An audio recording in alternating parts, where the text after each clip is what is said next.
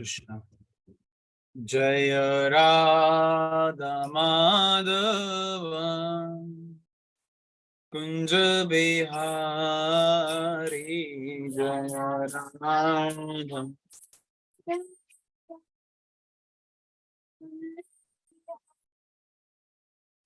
जय गोपी जन वल्लभ गिरिवरधारी,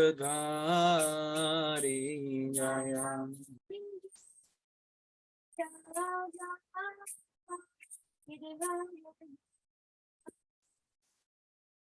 यशोदानंदन ब्रज जन रंजन,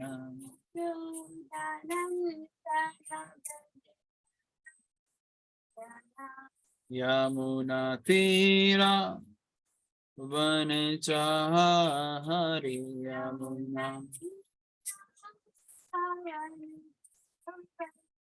यमुना तीरा वनचारी, यमुना।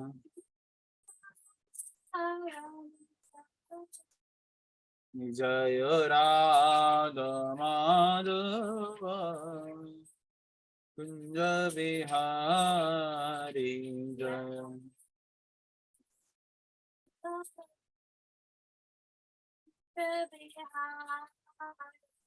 हरे कृष्ण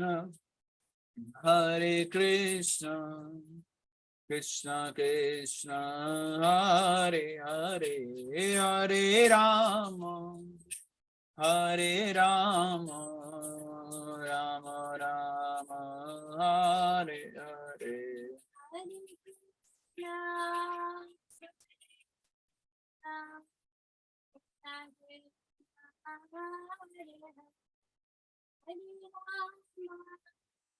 हरे राम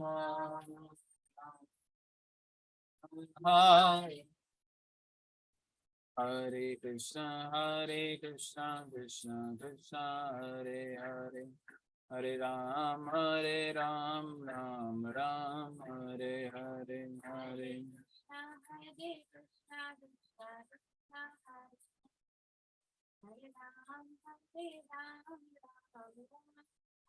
हरे कृष्ण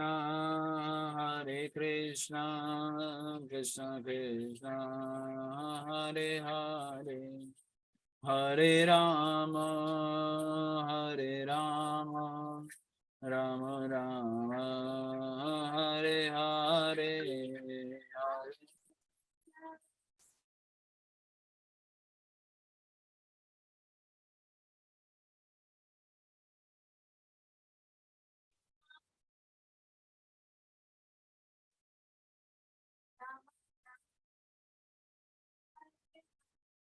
जय प्रभुपदा प्रभुपदा प्रभुपदा शिल प्रभुपदा।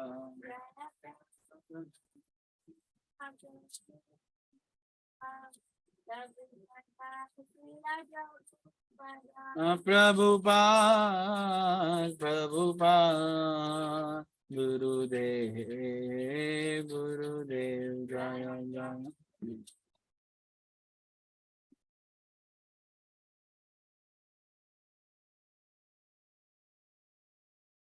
निका और प्रेमानंदे, हरे कृष्णा।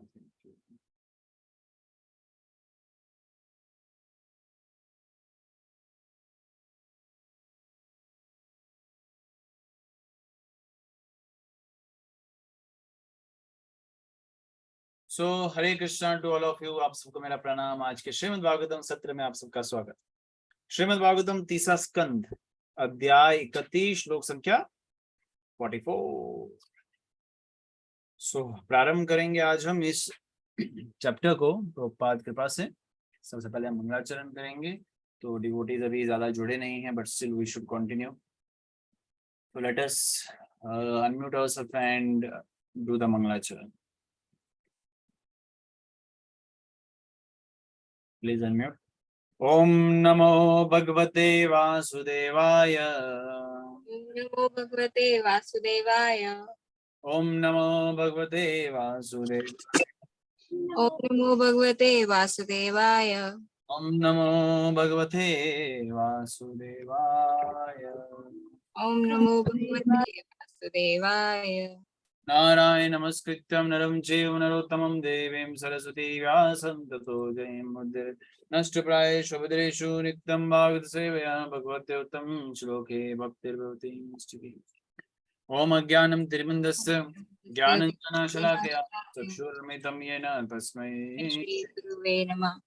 श्री चैतन्य श्रीचैतन्यमनोभीष्टं स्थापितं येन भूतले स्वयं रूपकदा मह्यं ददाति पदान्तिकं वन्देऽहं श्री श्रीधुवनकमलं श्रीगुरुं वैष्णवं च श्रीरूपां श्रीरूपं सागरगतं सगनारघुनाथं वितं तं सजीवं साद्वैतं सावधूतं परिजनसहितं कृष्णचैतन्यदेवं श्रीराधाकृष्णपदासाकनालिता श्रीशाखान्तां च हे कृष्ण करुणा सिन्धु दीनबन्धु जगत्पते गोपेश गोपिका कांत राधा कांत नमस्तुते तप्त कांचन गौरांगी राधे वृंदावनेश्वरी वासुदेव सुते ब्रह्माणि हरि ब्रह्माणि हरि वाञ्छाय कल्पतरुभ्यश्च सिन्धुभ्येव च पतितानां पावनेभ्यो वैष्णवेभ्यो नमो नमः जय श्री कृष्ण चैतन्य प्रभु नित्यानंद श्री श्री अद्वैत गदाधर शिवासादि गौर भक्त वृंदा हरे Krishna Hare Hare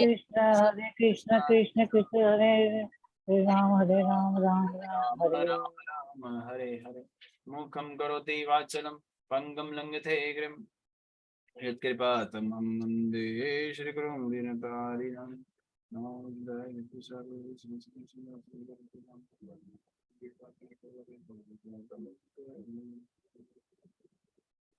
Hare Krishna to all of you once again. We are reading Srimad Bhagavatam, third canto, chapter number 31 and verse number 44 and 45, 46. So let us start today's session. So screen आप सबकी भागवतम का श्लोक आप सबकी स्क्रीन विजिबल होगा, तो आप सब अनम्यूट करके मेरे पीछे दोहराने का प्रयास करेंगे। मेरा भी एक छोटा सा प्रयास है। जीवा शिवा अस्य तस्य अनुगहं अनुग्रहं देहं देहं भूत भूते इंद्रिया इंद्रिया इन्द्रिया मन मन मया मया तत् तत् तत् निरोधहं निरोधः अस्य अस्य तस्य मरणं मरणम् आविर्भाव आविर्भाव अस्तु संभाव संभव संभाव जीव हि अस्य अनुगा देहो जीवो जीवस्य अनुगा देहो भूत इंद्रिय मनोमया भूतेन्द्रिय मनोमया मनोमया तत् निरोधस्य मरणम् निरोधो तत् अस्य निरोधस्य मरणम् आविर्भावतु संभव। आविर्भावस्तु संभव आविर्भावतु संभवता। Translation prepared by His Divine Grace A.C. Bhaktivedanta Nandi Goswami Jagadguru Srila Prabhupada की जय। जय। अनुवाद। केवल आज दो ही श्लोक थे, तो इसलिए दो नहीं तीन श्लोक हैं, 45 46 को क्लब किया गया है, तो इसलिए आज जो है हम सेशन छोटा होने वाला, आज का भी कल का पता नहीं मुझे आज का तो है, तो इस पे तात्पर्य पे ध्यान दे दीजिएगा क्या बता रहे हैं प्रभुपाद। जितना मैं ऊपर ऊपर से देख रहा हूँ, तो अभी हम पढ़ते हैं, देखते हैं क्या बताया गया। आई होप आप सबने जो एक पीडीएफ फॉरवर्ड किया गया था जिसमें रिकैप था, जो अभी तक हमने कुछ चैप्टर्स पढ़े इस स्कंद के, बहुत सुंदर रिकैप है, बहुत सुंदर, तो वो फॉरवर्ड किया गया था। तो टाइम बेसिस पे हम ऐसा एक रिकैप सेशन करने के लिए आप लोगों को पीडीएफ शेयर कर दिया करेंगे, जिससे आप पुराना सारा जो है एक हाइलाइट्स मिल जाएंगे आपको। इस श्लोक का अनुवाद। इस प्रकार सकाम कर्मों के अनुसार जीवात्मा को मन तथा इंद्रियों से में युक्त उपयुक्त शरीर प्राप्त होता है। जब किसी कर्म का फल चुक जाता है यानी कि कंप्लीट हो जाता है तो इस अंत को मृत्यु कहते हैं, और जब कोई फल प्रारंभ होता है तो उसे शुभ आरंभ को जन्म कहते हैं। मतलब जन्म मृत्यु का बताया गया, असल में वो है ही क्या। अनंत काल से जीव विविध योनियों में तथा लोकों में निरंतर घूमता रहता है। भगवत गीता में इस परम की व्याख्या हुई है, इस प्रक्रम की व्याख्या हुई है। प्रक्रम को क्या बोलते हैं? प्रोसेस। सेकंड चैप्टर व्याख्या हुई है। ब्रह्मयम सर्वभूतानि यंत्र रुदानि मायया। माया के वश में होकर प्रत्येक व्यक्ति माया द्वारा प्रदत्त शरीर के रथ पर चढ़कर ब्रह्मांड भर में घूमता रहता है। भौतिकवादी जीवन में कर्म तथा फल की श्रृंखला रहती है। ये कर्म तथा फल की एक लंबी रील है और एक जीवन अवधि एक धमक क्लेश के तुल्य है। जब बच्चा जन्म लेता है तो समझना चाहिए कि उसका शरीर सर्वथा नवीन कार्यकलापों का शुभारंभ है, और जब वृद्ध पुरुष मरता है तो समझना चाहिए कि कर्म फल का अंत हो गया। हम देखते हैं कि विभिन्न कर्म फलों के कारण कोई संपन्न परिवार में जन्म लेता है तो कोई निधन परिवार में। यद्यपि दोनों एक ही स्थान में, एक समय में और एक वातावरण में जन्म लेते हैं। जो पुण्य कर्म करता है उसे समृद्ध या पुण्य परिवार में जन्म लेने का अवसर प्रदान किया जाता है, और जो पाप कर्म करता है उसे निम्न निर्धन परिवार में जन्म लेने दिया जाता है। शरीर के परिवर्तन से कार्य क्षेत्र बदल जाता है। इसी प्रकार जब बालक का शरीर तरुण शरीर में बदलता है तो बालपन के कार्य युवा अवस्था के कार्यकलापों का में बदल जाते हैं। यह स्पष्ट है कि विशेष प्रकार का कर्म करने से जीव को विशेष शरीर प्राप्त होता है। ये क्रिया अंत काल से चलती रहती है। अतः वैष्णव कवि कहते हैं अनादि कर्म फले, विच मीन्स, जिसका अर्थ है, तात्पर्य है ये, जिसका तात्पर्य ये है कि किसी के कर्म तथा फलों का पता नहीं लगाया जा सकता, क्योंकि वह ब्रह्म के जन्म से के कल्प से लेकर अगले कल्प तक चलते रहेंगे। हमने नारद मुनि के जीवन में इसको देखा। एक कल्प में वह दासी के पुत्र थे और दूसरे कल्प में वह ऋषि हो गए। So it's easy one, right? Sorry for that, थकावट हो चुकी है। इट्स इजी वन है ना, तो बट वो इम्पोर्टेंट भी है। पुराना आप सब तो जानते ही हैं, आई थिंक आप सबको याद ही होगा। याद नहीं है तो पीडीएफ से आप पढ़ सकते हैं। इसमें जन्म और मृत्यु का जो है चर्चा किया गया है कि लिविंग एंटिटी है, जो भी जीव आत्मा है, उसे सूटेबल बॉडी प्रदान की जाती है उसके मन तथा इंद्रियों के साथ। वो भी ऑफ कोर्स भौतिक संसार की उपज है, लेकिन वो कैसे होता है? उसके कर्मानुसार, ठीक है, according to his fruitive activity. So it means whatever body we have got right now, चाहे वो आप हो या मैं हो या कोई और भी क्यों ना हो, मनुष्य योनि की बात कर रहा हूँ, पशु योनि भी वैसे ही चलता है, तो वो उसको कर्म अनुसार, उसके फ्रूटिव एक्टिविटीज पास्ट कर्म के अनुसार ही मिला है। और वो चाहे वो सुंदर हो, बदसूरत हो, अमीर हो, गरीब हो, वो उसको फ्रूट एक्टिविटीज के अनुसार मिला। लेकिन फिर क्या बताया जा रहा है? When the reaction of his particular activity comes to an end, जब ये प्रक्रिया, जो भी ये प्रचलन है, वो जब समाप्त होने की घड़ी आ जाती है, उसी को मृत्यु कहा जाता है। वो मृत्यु किसकी होती है? वो मृत्यु उस शरीर की होती है, उस आत्मा की नहीं मृत्यु होती। तो ये जब हम जन्म और मृत्यु का बात करते हैं तो जन्म और मृत्यु सिर्फ और सिर्फ शरीर की होती है। वो आत्मा उसको छोड़ के चले जाती है कि वो अब शरीर उसके काम का नहीं रहता, क्योंकि उसको उतना ही उसके कर्मों में, उस आत्मा के कर्मों में इतना ही लिखा था कि उस शरीर में उसको रहना है। ओके, तो वो उसी अनुसार चले जाती है। कोई बहुत यंग एज जिसको हम कहते हैं शरीर से होता है, बहुत यंग होता है, वो चले जाता है, तो इसमें विलाप करने की आवश्यकता है ही नहीं, राइट? अगला भगवत गीता का श्लोक कौन सा पिक करना हमने, जो याद करने के लिए रिलेटेड टू दिस ओनली?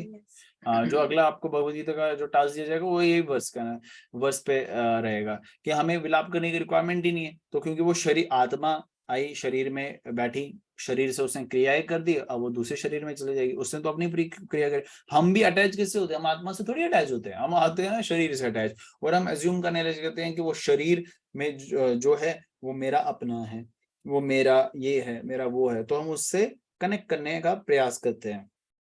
असल में हम कनेक्ट करने का मूल उसका आधार क्या है, उसका मूल आधार क्या है, वो जीवात्मा। और वो जीवात्मा में वो शक्ति कौन प्रदान कर रहे हैं, कैसे प्रदान हुई, भगवान श्री कृष्ण।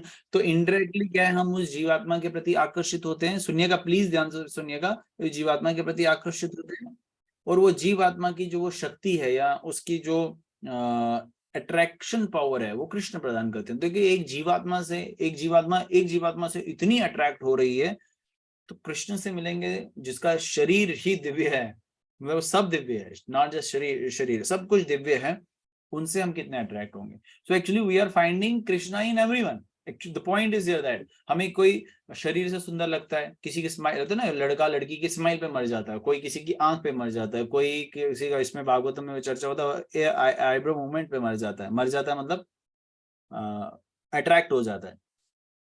लेकिन हम भगवान वो इसलिए करते हो क्योंकि अपने पूर्ण पुरुषोत्तम भगवान श्री कृष्ण को एक समय में देखा हुआ है। उस सुंदरता की तलाश हम कभी अलग अलग बॉडीज में कर रहे हैं। अब लोग इतने पक चुके हैं, इतने थक चुके हैं, मोबाइल पे जो है अट्रैक्शन ढूंढने लग जाते हैं।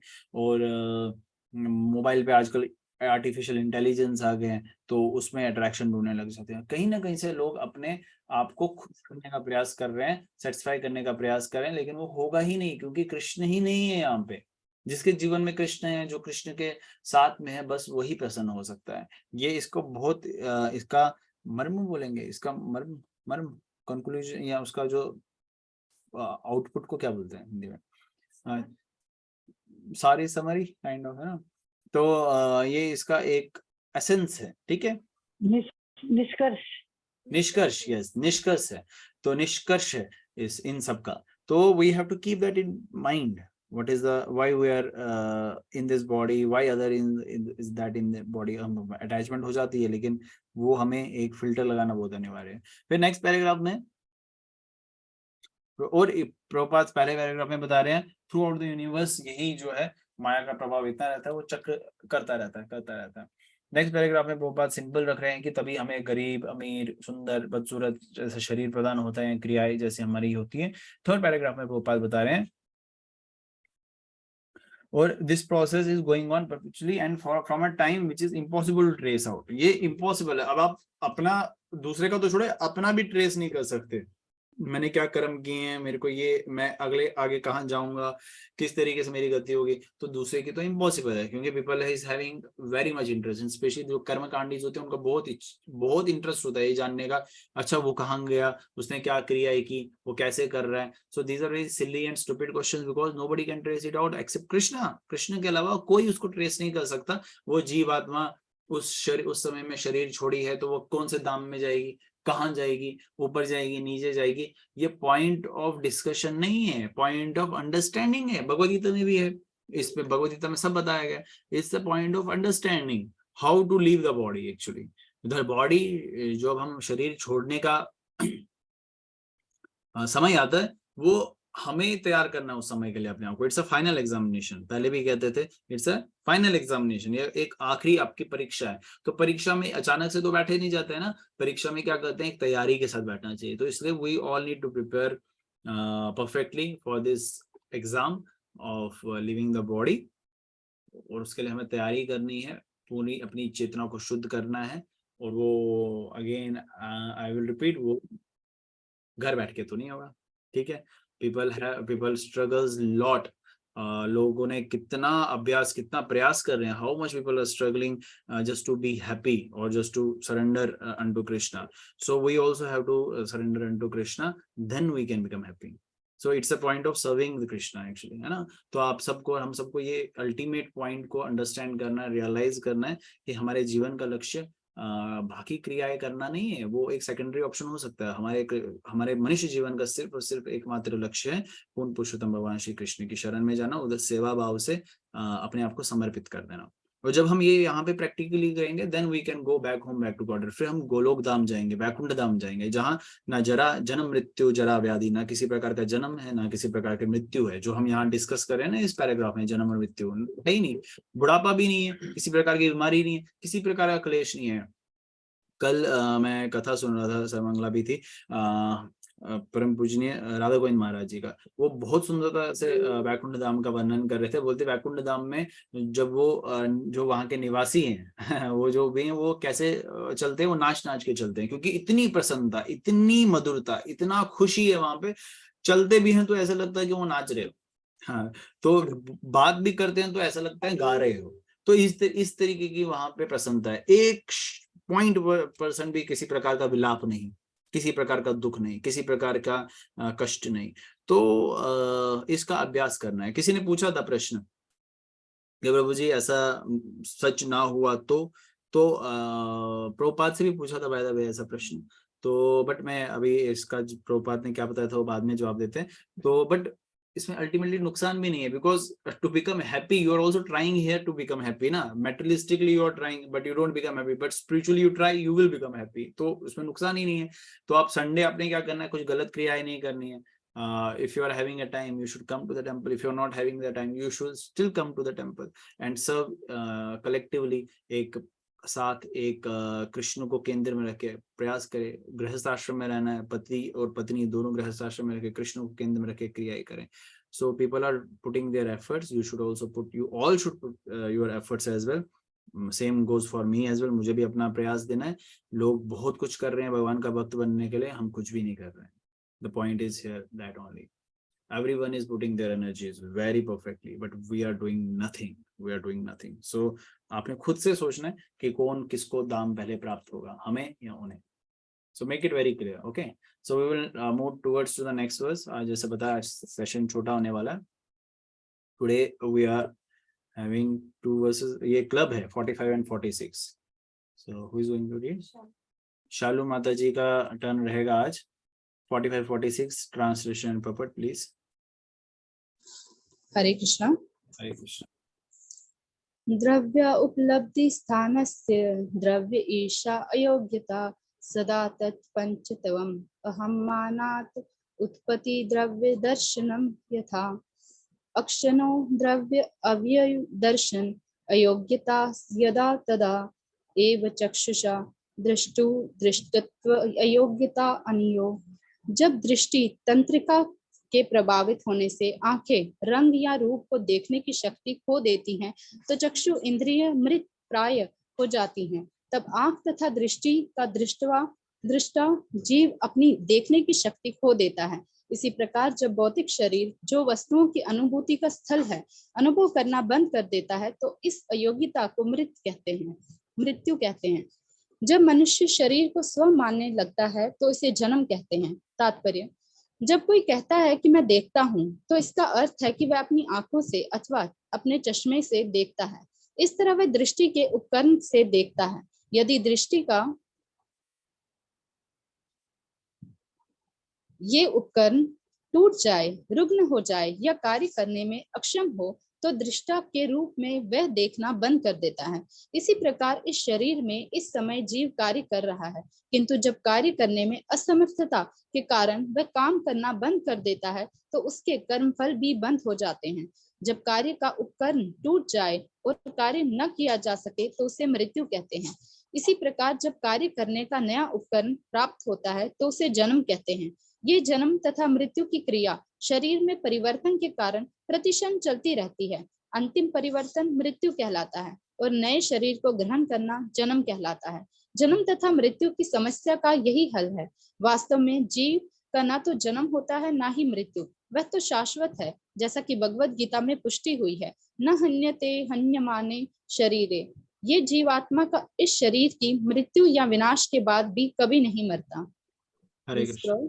हरे Krishna. Thank you. It is related to the previous verse. ये देखे जो भी this body not the I only, it's a instrument. Am I audible? हाँ, this is an instrument. So we don't have to get attach. हमें इससे आसक्त नहीं होना है, ना कि दूसरे के शरीर से आसक्त होना, ना ही खुद के शरीर से आसक्त होना। It's not a point of debate only, it's a point of realization. ये सिर्फ बोलने के लिए आसान नहीं होना चाहिए। इस पे मनन करना और इस पे जीवन में पालन करना बहुत इंपॉर्टेंट है। सो अब इससे बाहर कैसे आए? इससे बाहर आने का एकमात्र साधन ये है कि पहले अपने आप को कृष्ण को समर्पण लेने का अभ्यास और प्रयास करना है। ठीक है, तो we have to take a pledge to surrender unto lord Krishna. And next जब हम भगवान की भक्ति में आ जाते हैं, आने का प्रयास कर रहे होते हैं, फिर दूसरा स्टेप होता है अपने आप को, अपने शरीर को कंफर्ट में ना रखना। ये भक्ति का बहुत इंपॉर्टेंट पार्ट है, बहुत इंपॉर्टेंट पार्ट है। जितना हम अपने शरीर को कंफर्ट रखेंगे उतना ही कम हम भक्ति में एडवांस कर पाएंगे। सो हमें बॉडीली कंफर्ट से बाहर आने का पूरा पूरा प्रयास करना है। तो उसके बाद या उसके साथ आप बोल दीजिए सेवा भाव अपने में मतलब करना है बाय अवर डेमोन्स्ट्रेशन, अपने क्या बोलते हैं, उससे क्या बोलते हैं, अपने आचरण से हमें सेवा भाव प्रूव करना है कि सेवा इज वेरी इंपॉर्टेंट। तो फिर जाके क्या होगा, फिर हम इस चक्र जो है ना, जन्म मृत्यु का चक्र जो यहाँ प्रभुपाद बता रहे हैं, उससे बाहर आएंगे। क्योंकि जन्म मृत्यु तो है ही नहीं, जन्म मृत्यु तो शरीर का है, शरीर के में है अंदर आत्मा, वो क्या है, इटर्नल। इटर्नल मतलब शाश्वत, न जन्म लेती है न मृत्यु लेती है। लेकिन उसका भी स्थान जो है, उसके लिए जो ये सिचुएशन है, वो परमानेंट नहीं है। वो भौतिक संसार इसकी परमानेंट प्लेस नहीं है, वो एक यहाँ मेहमान की तरह है। जैसे एक एग्जांपल ले हम, जैसे हम सुबह ऑफिस जाते हैं, मेरे कलीग भी जुड़े हुए हैं, मेरे भाई जैसे ही हैं सुजीत सर। तो हम सुबह ऑफिस जाते हैं, तो व्हाट वी डू इज, हम क्या करते हैं, यूनिफॉर्म लगा के जाते हैं जस्ट टू बी देयर कि हम ऑफिस जा रहे हैं एंड ऑल।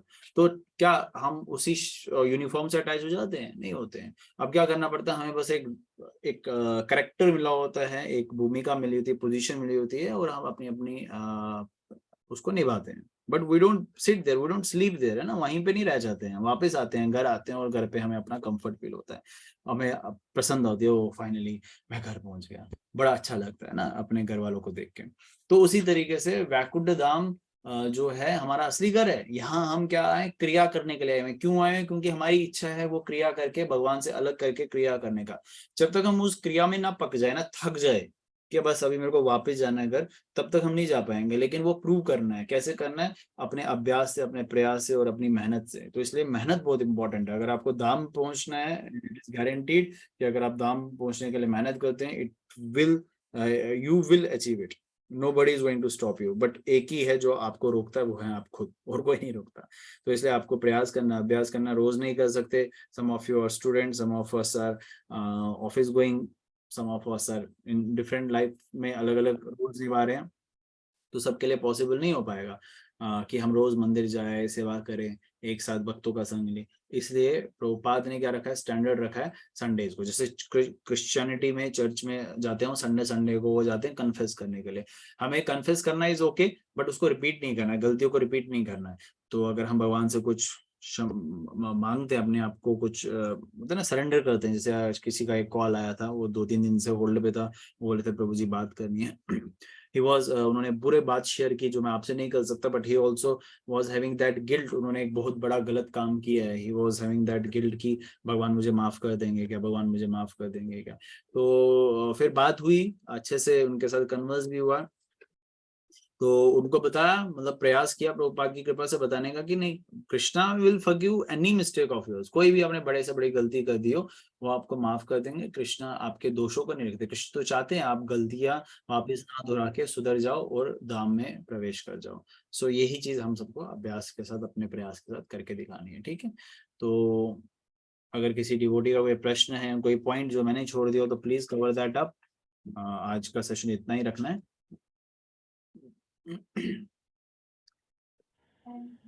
सर हरे कृष्णा प्रभु जी। डॉली माता जी, जी माता जी। हाँ, आज हुआ है श्लोक का, मैंने लेट ज्वाइन किया, मुझे नहीं पता। क्या हुआ है? श्लोक का सुनाया है आज?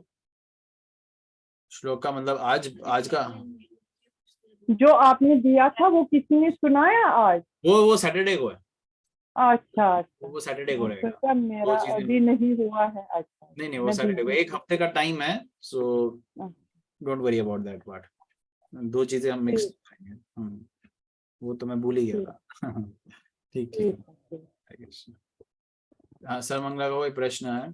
जैसे अभी इन वर्सेस में हमने पढ़ा कि हमें डिटैच्ड रहना है। अगर अटैच्ड होना है तो हमें आत्मा के साथ होना है, शरीर के साथ नहीं।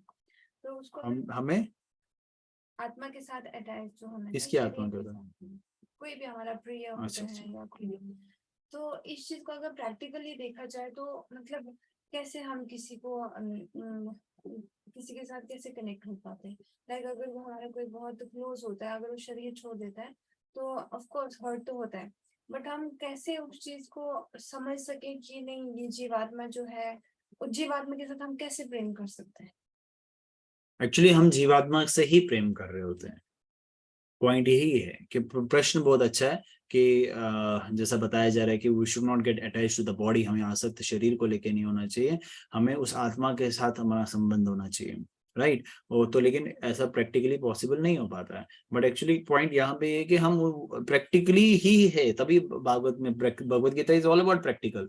तो भगवत गीता में ही मेंशन है कि आप वो असल में आत्मा से ही अटैच होते हो, अदरवाइज अगर आप बॉडी से अटैच होते वो तो वहीं पड़ी रहती, तो उसको तो आप 12-24 घंटे में जला देते हो, खत्म कर देते हो, और जो बेचारी उसकी कुछ राख भी बची होती है वो भी डुबा देते हो, वो भी नहीं रखते घर पे, अपशगुन मानी जाती है, ऐसे बोलते हैं ना, अपशगुन मानी जाती है। अरे अपना तो छोड़ो, किसी दूसरे के पराई में भी जाते हैं तो उधर से भी नाके आ जाते हैं, बोलते हैं कि नहीं नहीं नहीं नहीं वो बहुत इम्प्योर है, उसको जहां जाते हैं वो जगह इम्प्योर है। यानी कि वो शरीर से तो आप अटैच ही नहीं थे, सिंपल सॉल्यूशन तो ये हो गया। आप किससे अटैच थे? आप तो आत्मा थी, तब आप उस शरीर को रेस्पेक्ट दे रहे थे, यानी कि आप जानते हैं कि वो आत्मा ही उसके पीछे का एकमात्र कारण है। जो लोग इसको एक्सेप्ट कर रहे हैं वेल एंड गुड, जो लोग एक्सेप्ट नहीं कर रहे हैं उनको भी अगर वो थोड़ा सा इस पे डीप रियलाइज करें, they also believe in the same part, चाहे वो हिंदू हो, चाहे वो मुस्लिम हो, चाहे वो क्रिश्चियन हो, चाहे वो सिख हो, चाहे वो अंग्रेज हो, कहीं दूसरे जगह में कोई साउथ अफ्रीकन हो, तो उससे कोई फर्क नहीं पड़ता। Everybody believes in the same point and everyone does the ritual accordingly, अगर जो भगवान में विश्वास रखता है। यहाँ तक ठीक है, यहाँ तक मैं समझ रही हूँ। यहाँ से आगे आफ्टर डेथ मतलब हम उस जीवात्मा के साथ कैसे कनेक्ट रह सकते हैं? जीवात्मा के साथ कनेक्ट करने का सिर्फ एकमात्र साधन है कि हम उसके जो उसका सोर्स है उसके साथ कनेक्ट हो सके। हमें जैसे हम प्रभुपाद में बताया था कि हम वैकुंठ धाम में देखते हैं तो 2 जीवात्माएं विवाह भी करती है, ठीक है, वहां पे भी करते हैं वैकुंठ धाम में, लेकिन वो कैसे करें? ऐसा मतलब जैसे मैं, क्योंकि कृष्ण केंद्र में है ना, कृष्ण ही है, तो उनकी प्रसन्नता, उनका एक प्रसन्न करने का कारण कृष्ण ही होते हैं, मतलब प्रसन्नता जिनको करना है, उनको प्रसन्न करना है, सिर्फ और एकमात्र भगवान श्री कृष्ण को ही करना है। तो उसी तरीके से अगर हम कृष्ण के साथ कनेक्ट होते हैं, तभी तो बोलते हैं, इफ यू, प्रोपात बताते हैं कई बार, किसी ने बोला था नर सेवा नारायण सेवा, दैट इज रॉन्ग। नारायण सेवा नर सेवा होती है, नारायण की सेवा करोगे, कृष्ण की सेवा करोगे, तो पूरे जीवन, पूरे जगत के जो भी आत्माएं, जीवात्माएं हैं, वो सब उसमें प्रसन्न होती है, वही सब आत्मा, वही सब के लिए कल्याणदायी होती है। तो अगर आप कृष्ण के साथ अपना संबंध डेवलप करने का प्रयास करते हैं और करते हैं, इसमें सफलता प्राप्त करते हैं, तो सब जीवात्मा के साथ आपका संबंध अटूट रहेगा। लेकिन कौन सी जीवात्मा? जो वहां वैकुंठ धाम में होगी, उनके साथ आपका संबंध स्ट्रॉन्ग रहेगा। अदरवाइज अगर हम जीवात्मा के साथ संबंध पर्सनल लेवल पे करना का कोशिश करते हैं तो वो हमेशा डिस्ट्रैक्टिंग होता है, अगर वो ऑफ कोर्स भक्त नहीं है। तो अगर कोई भक्त है और हम जीवन, जैसे अभी प्रभुपाद हमारे लिए प्रभुपाद पूजनीय है, गुरुदेव पूजनीय है, प्रणाली पूजनीय है, तो यानी कि उन जीव आत्मा को भी हम समर्पित हैं, है ना। लेकिन क्यों है? क्योंकि वो कृष्ण को समर्पित थे, यानी कि हम उस जीवात्मा के प्रति अगर अटैच हो रहे हैं, that is not going to disaster for us. हम उस जीवात्मा, लेकिन अगर हम उस जीवात्मा के प्रति अटैच हो रहे हैं जो डिजास्टर हो रहा है अपने लिए और हमारे लिए भी, तो वो हमारे पतन का कारण बनता है। भगवान भगवत गीता में भी कहते हैं, जिस प्रकार से आपका आसक्ति होती है उसी प्रकार से आपको धाम में मिलता है। अगर हम पितरों के प्रति आसक्त होते हैं, पितृ तर्पण करना है, पितृ ये करना है, पितृ वो करना है, क्रियाएं करनी है, लेकिन अटैच होते हैं। अटैच और क्रियाएं 2 अलग शब्द है। ये करना है, वो करना है, उनको ये, तो हम क्या करते हैं, हम उनके प्रति इतना अटैच होते हैं, हम भूल जाते हैं हमारे जीवन का परम लक्ष्य था भगवान श्री कृष्ण की प्रसन्नता। और भगवान श्री कृष्ण की प्रसन्नता का ना होने की वजह से, अज्ञानता होने की वजह से हमारा पतन ही निश्चित होता है, वैकुंठ धाम नहीं जाते। क्लियर हुआ? हाँ, भगवत गीता को फोकस में लेके चलो, इट्स सेकंड चैप्टर हमारे। भगवत गीता हम पढ़ते हैं लेकिन पढ़ते नहीं है, समझते नहीं है, तो इसलिए भगवत गीता को एक एक वर्ड को डीपली पढ़ने का प्रयास करो जब भी हम पुस्तक अध्ययन करते हैं। तो I always request all devotees to read other books as well. अगर आपने नहीं पढ़ी है तो प्लीज पढ़िए उसको। Any other question? So please, if it is there तो प्लीज अनम्यूट करिए। My last and humble request to all of you is, it's all about the endeavors we put on. Endeavors क्या होता है? प्रयास, मेहनत। ये सब हमारी मेहनत पे निर्भर करता है। हम भक्ति में कितना आगे बढ़ना चाहते हैं, हम भक्ति में कहाँ तक पहुंचना चाहते हैं, हमारी मेहनत हमारी दर्शाती है। तो चाहे वो एग्जाम हो, भौतिक संसार का एग्जाम होता है तो आपकी मेहनत पे निर्भर करता है कि आप कितने स्कोर परसेंटेज जो है स्कोर करेंगे। उसी तरीके से आप आध्यात्मिकता में कितना आगे बढ़ते हैं वो आपकी मेहनत पे डिपेंड करता है। तो 16 माला जब 4 नियमों का पालन, that is very good, but उसका जो एसेंस है वो है सेवा। तो प्रभुपाद आपको बताएंगे, आप बताते आ रहे हैं प्रभुपाद के तात्पर्य, भागवत के तात्पर्य में हम इतना कुछ पढ़ा है, तो इसलिए आप उस पर सिर्फ पढ़े नहीं, समझे भी, उसको फॉलो भी करें। ओके, फिर आज के सेशन को इतना ही रखते हैं। नरसिंह कवच मंत्र का उच्चारण करके नरसिंह भगवान से प्रार्थना करते हैं कि हमारा भक्ति में जीवन आगे बढ़े। उग्रं वीरं महाविष्णुं जगन्नाथं सर्वतोमुखं नरसिंहं विष्णुं भद्रं नमामि हम। बोलो विघ्न विनाशन सिंधे भगवान की जय श्रीमद् भागवत महापुराण की जय जय श्रील प्रभुपाद की जय जय।